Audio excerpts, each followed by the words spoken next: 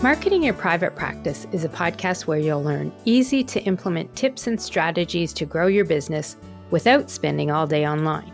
I'm your host, Colaiacovo, and I teach practitioners the Thrive marketing method to create simple and streamlined plans by focusing on long-term strategies, not just social media. Discover ways to spend less time on your marketing, attract more clients, and build the financial freedom that comes with a thriving practice. One where you have time left in your day for the people and things that matter to you.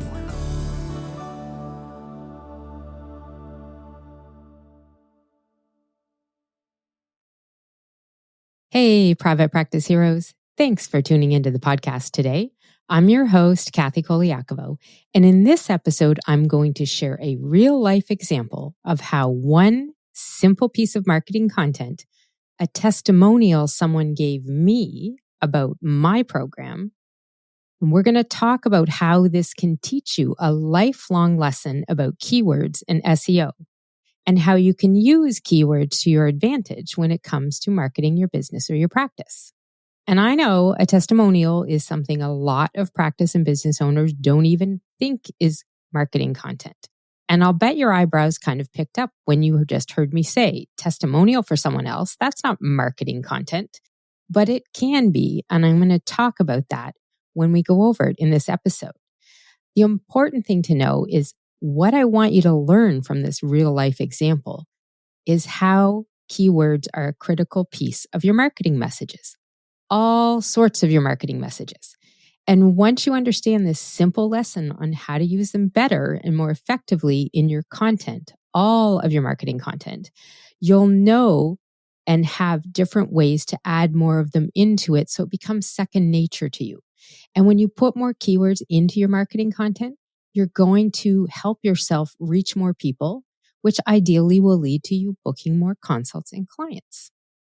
But let me start off by saying keywords and SEO don't have to be complicated. And I know a lot of you heard those two words and are thinking, yeah, I'm not going to listen to this one, and you're going to hit the stop button. But I want you to stop being afraid of SEO and keywords. People really think keywords and SEO are a complicated part of marketing, but they don't have to be. And I get it. They can seem scary because you think of all these different things that come with SEO, keywords, titles, ads, content, paid ads, all of it.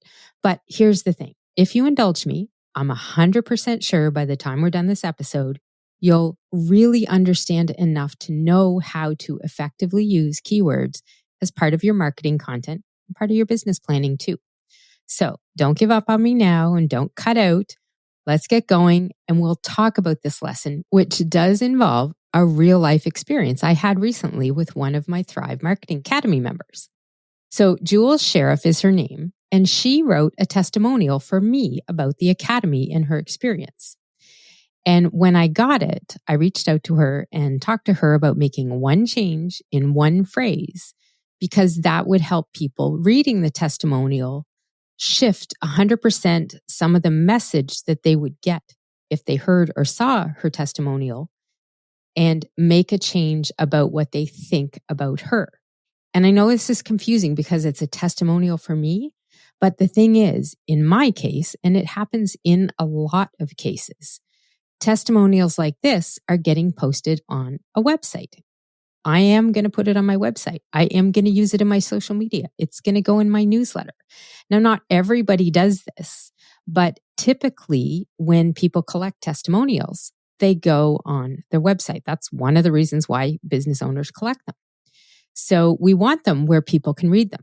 So Jules gave me this testimonial. I know it's going to go where people can read it, but I also knew that we need to make a change in a word, a phrase that she had in it, because it was doing an injustice to her in the way that these testimonials are going to be marketing for her. I'm going to put her name to it. I'm going to have her URL on it.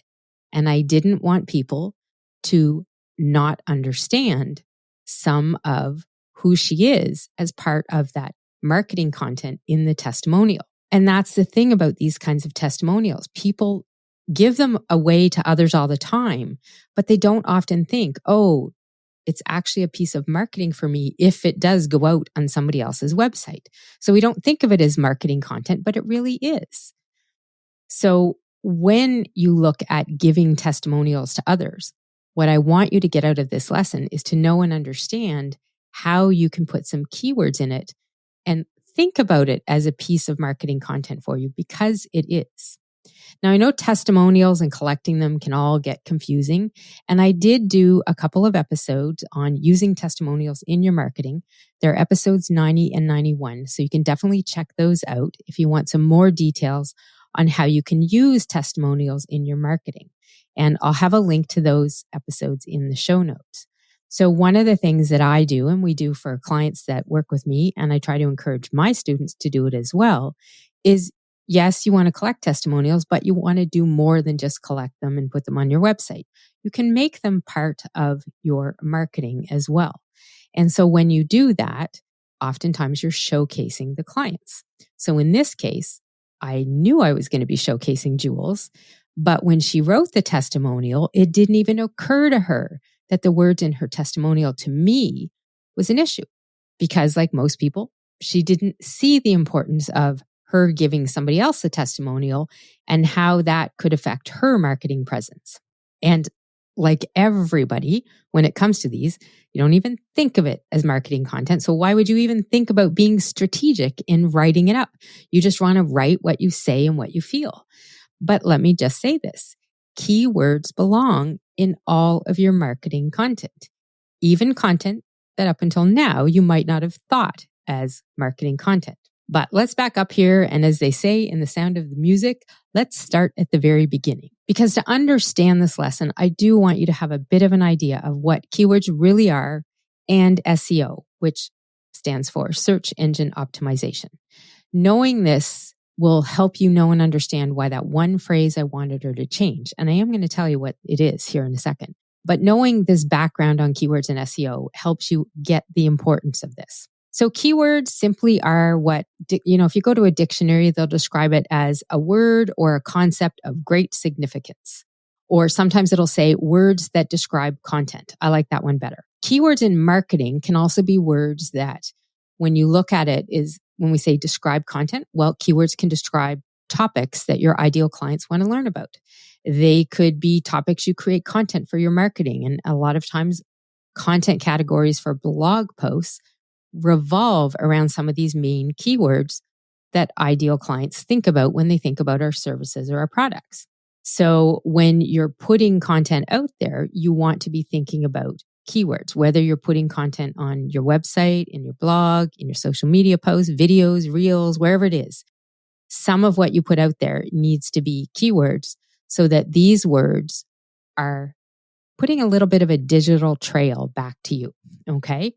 Keywords, though, can also be related to your location, your name, your services, your industry. Any words related to you and the services you offer and the type of business you have can be a keyword. But the most important keywords are the words clients use to describe you and your services, what they use when they're searching online to find someone like you, or what they use to describe somebody like you or who they think you are.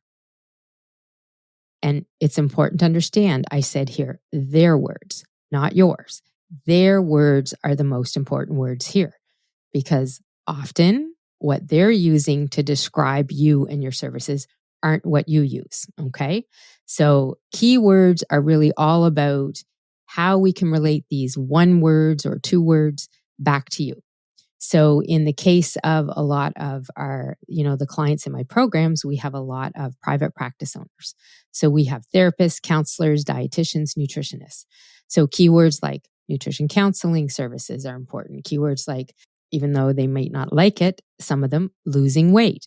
That's what the clients will say, but you have a different way of helping them do that, manage, keep the weight off, all of that kind of stuff. If you're a diabetes dietitian, those two words are keywords for you.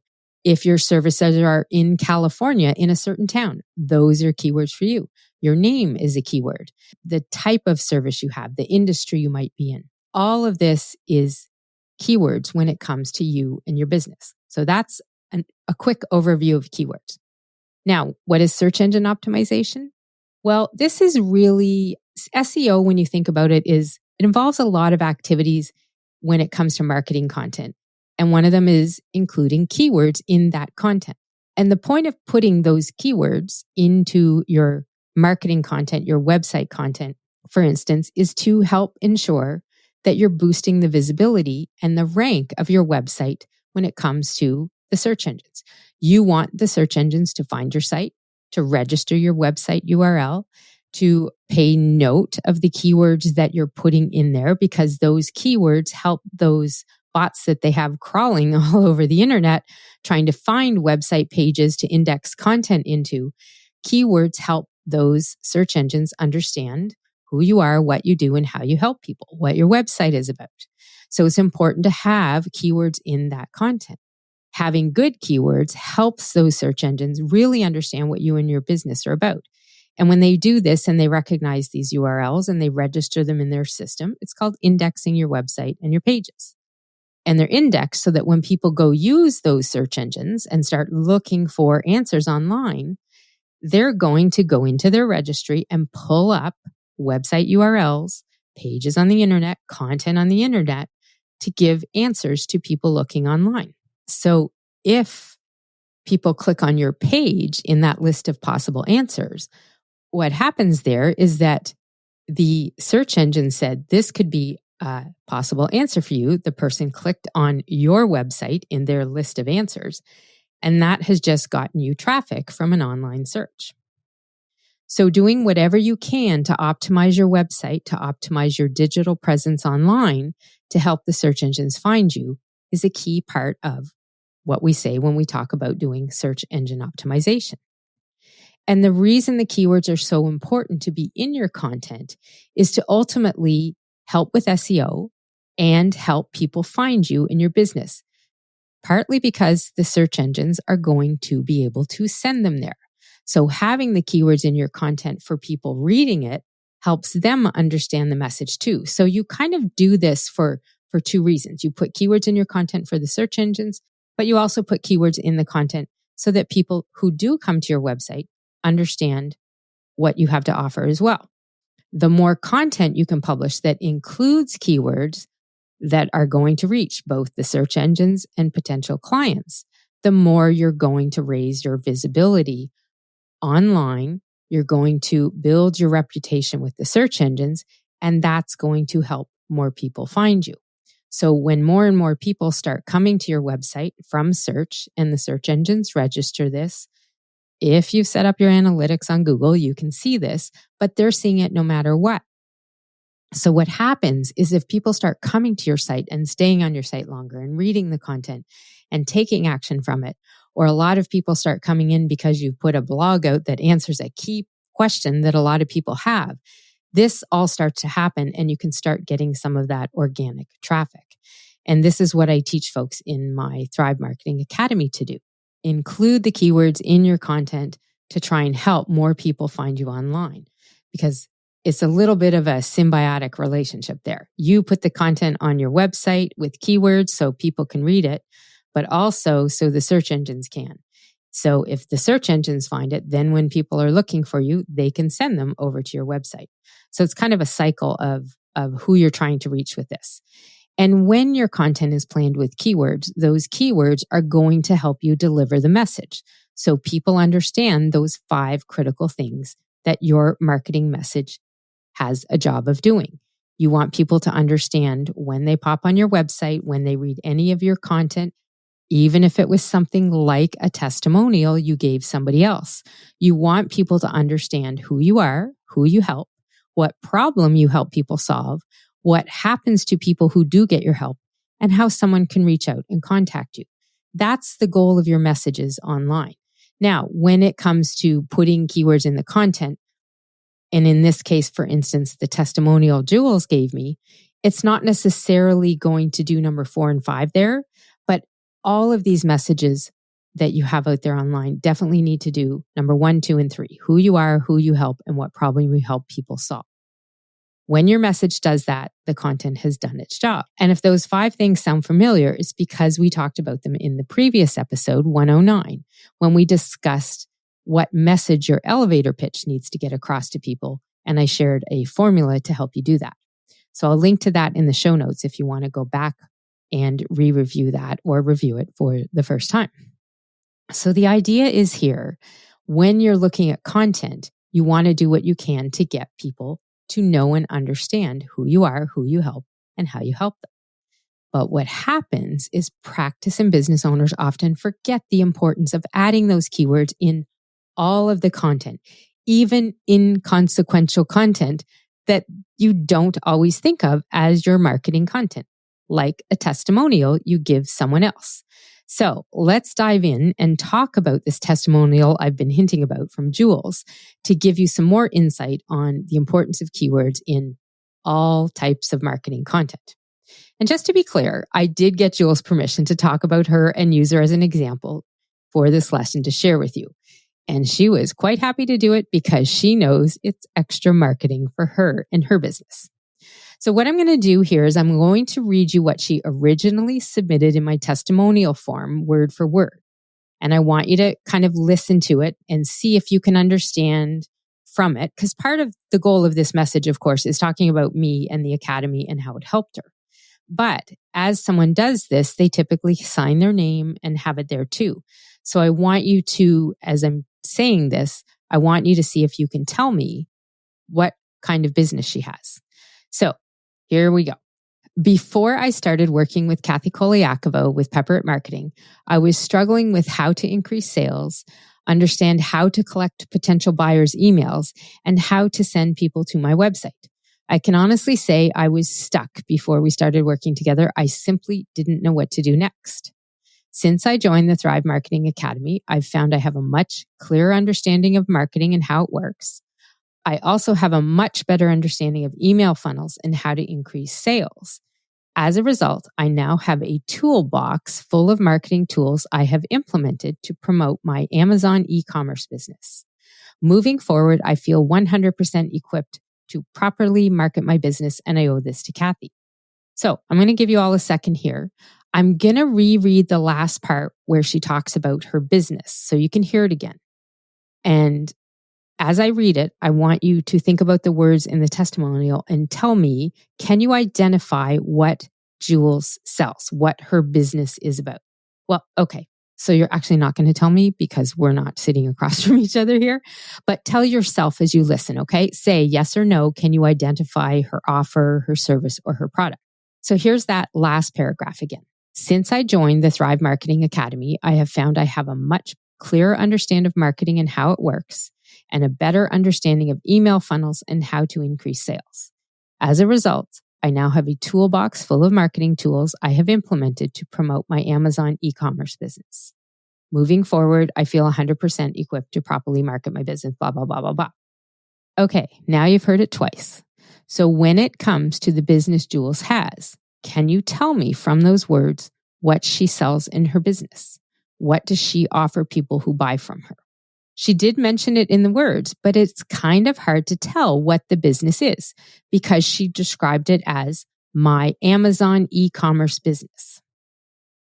So you kind of think, like, what is that? Well, if you're like me, you're sitting there going, I'm not sure what she actually sells. And you're right. It is confusing because she defined it in this very generic term as an e-commerce business. Well, an e-commerce business could be a lot of things. And in my mind, Jules definitely does not have an e-commerce business, not in the way that a lot of people are going to be thinking about it. I know I think back to a time when I was part of a group and there was all sorts of people teaching others how to be Amazon sellers. And that's what I would think of as an Amazon e-commerce business. You know, get the products up there on sale and you're doing the e-commerce on Amazon. But that's why I reached out to her to ask her to change the testimonial. Because with the current description, Amazon e-commerce business, it literally says nothing about what she really offers.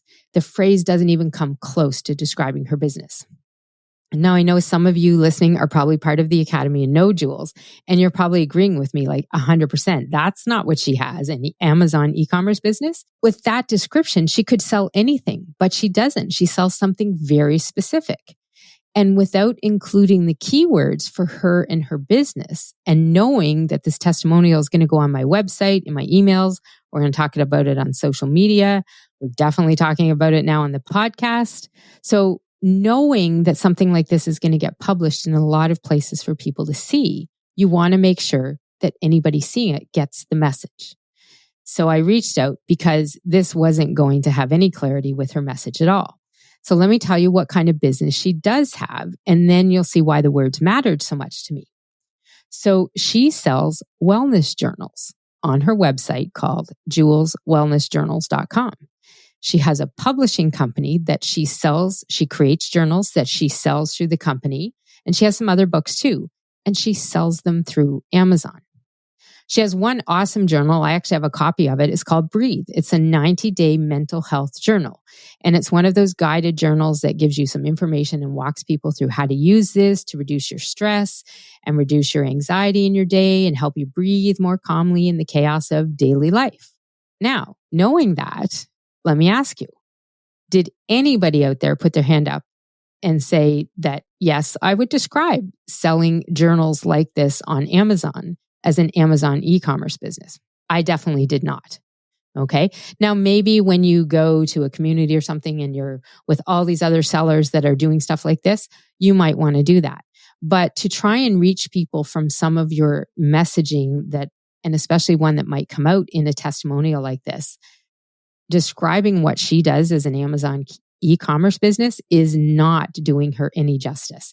And so I looked at it and I thought, well, this isn't going to help her when people read it in my marketing. A part of the benefit to writing a testimonial, again, at least with me it is, and not everybody does this, but you will be getting that info shared on my website, in my marketing, newsletters, everywhere. And people know that when they give it to me. So when you know that's going to happen, that someone's going to use it in the marketing, you definitely want to make sure that you have put it together thinking from a strategic marketing way and using keywords that help people understand those three things: who you are, who you help, and how you help them, the problem you help them with.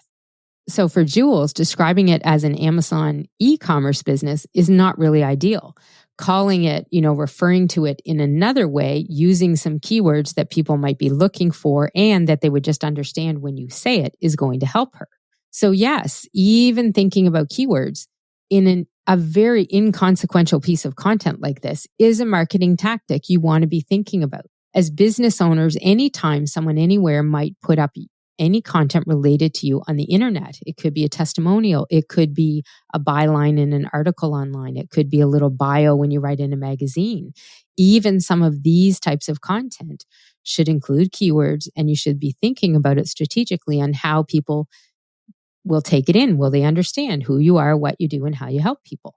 So never dismiss the importance of any content, any words that get published and shared online and are connected to you and your name. And when you put that kind of content together, include your keywords. So what was the change that we made? Well, first, I reached out to Jules and said, hey, this is awesome. I love the testimonial. Thank you so much. But I have a recommendation on what I would like you to change in one phrase in there, if you're okay. And yeah, I did ask her if we could edit it. That is not the end of the world, by the way. If you ask somebody to change a testimonial, it is okay to do that, especially if it makes sense and is reasonable and it will benefit them. Most clients are happy to oblige. Heck, some clients want you to write the testimonials for them. So if they ask you that, do it. It's often so hard for people to get that original and that initial inspiration to write something about somebody's work. That's what scares them off from writing testimonials. They don't know what to say. So if they do say, could you start it or write it for me and I'll edit it? Do it. Definitely do it. It's also why getting testimonials can be such a challenge. So when I asked Jules, could we change this? And this is why, she 100% was open to the change, especially when I explained to her what the issue was that I saw and a way we could make it better. I mean, she was definitely, yes, let's change that.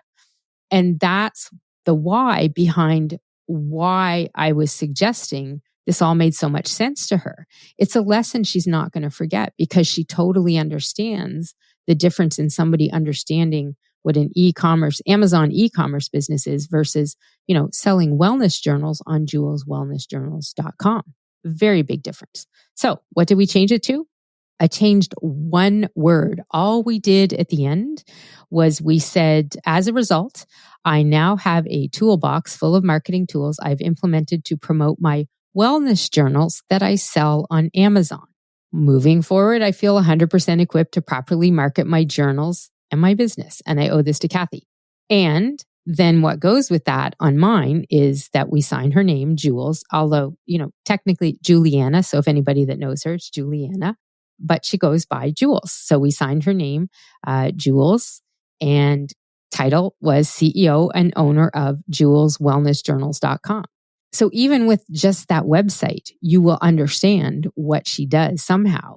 The fact is, though, she sells them on Amazon. So that's the big difference. One change in a phrase makes a huge difference in how people are going to take that information in. Anyone reading or seeing the testimonial that I'm going to promote about my business, it's her talking about my business, but I'm going to put it out there with her name and info. Anyone seeing or reading that will totally get what she offers. And if they're interested, they may go visit her website and check it out and buy one of her journals. So that's how some of these pieces of content that we often don't think are marketing content can actually help you reach more people. But you've got to make sure that anytime you write it, even something like that you're speaking to your ideal client and including keywords that make sense to both the search engines and the people reading the content. Because when the content goes out there, it's going to happen and get out there and published online. Then it has keywords in it to help the message hit home with both parties that you're really trying to make sure could potentially see it. So that's it. That's our lesson on keywords and SEO.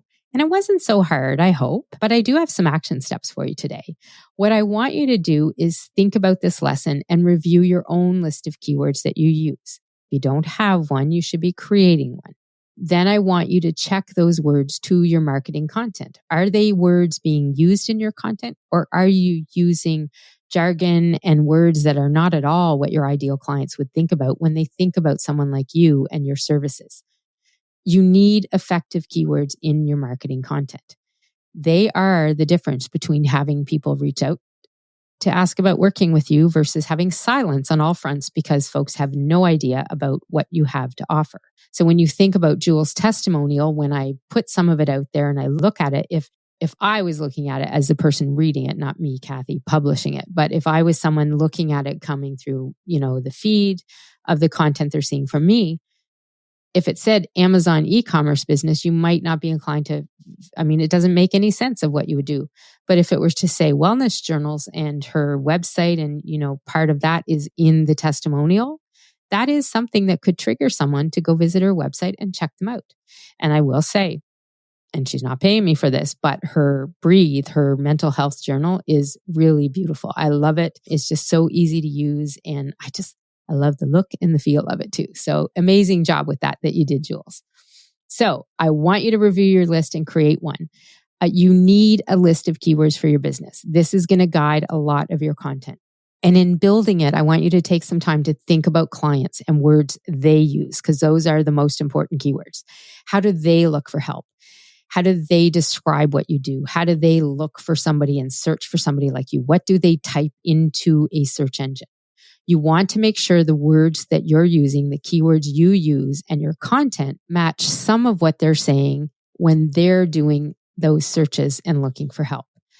You can also add in other keywords that focus on your expertise, your industry, your name, your services, your products, locations, all of that. You can do that. And I do have a podcast episode on making what I call it, the words they say document. It's episode 66, and it's titled 4 Easy Steps to Book More Clients and Consults. And it's because if you can include the words that your ideal clients are saying, that people are actually saying and describing, you're going to find your messaging resonating with more people. They get the who you are, who you help, what you help them with. And so they will reach out and try to talk to you about working with them. And I'll link to that in the show notes too.